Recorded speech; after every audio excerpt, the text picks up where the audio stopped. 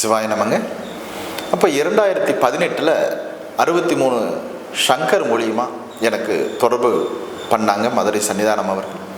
அப்போது ஏன் இவ்வளவு நாள் ஏன் சன்னிதானம் ஒரு வருட காலம் எடுத்துக்கிட்டாங்க அப்படின்னு கேட்கும்போது அவங்க சொன்னாங்க, சாமி நீங்கள் நிறைய இடத்துல போயிருக்கீங்க, தியானமெல்லாம் கற்றுருக்கீங்க, நீங்கள் நித்யானந்த சாமிகிட்டையும் போயிருக்கீங்க, ஒருவேளை அவருக்கும் உங்களுக்கும் தொடர்பு இருக்குமோ என்னவோ அப்படிங்கிற ஒரு சந்தேகத்தில் நாங்கள் அதெல்லாம் விசாரித்தோம்.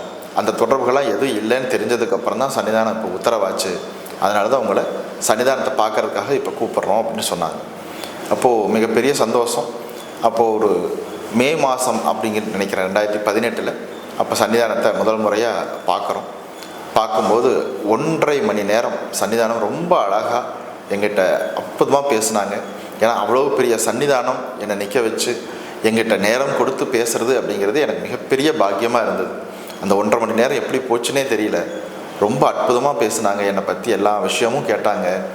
அப்போது ஏன் நீ மதுரை ஆதீனத்திலிருந்து சேவை செய்யக்கூடாதுப்பா அப்படின்னு சொன்னாங்க. சன்னிதானம் என்ன உத்தரவாகுதோ நான் அதன்படி செய்யணும் சன்னிதானம்னு உடனே உறுதிமொழி கொடுத்தேன்.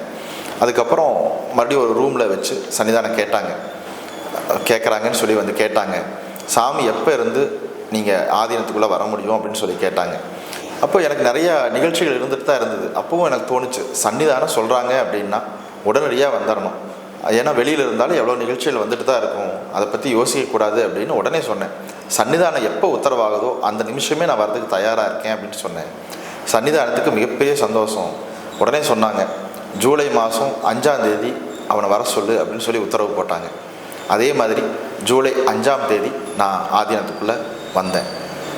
மீண்டும் அடுத்தது நம்ம நிறையா பேசுவோம். சிவாய நமः.